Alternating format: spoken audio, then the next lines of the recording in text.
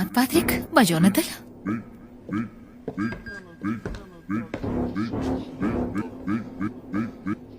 Tatib ko'rishni istaysizmi?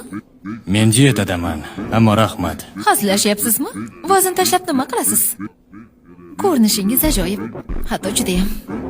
Bu hayotda nimaga erishishni istarding? Shundoq bir-ikki so'z bilan ayt. Sayohat qilishni istardim, ammo bilmadim. Hali ishonchim komil emas.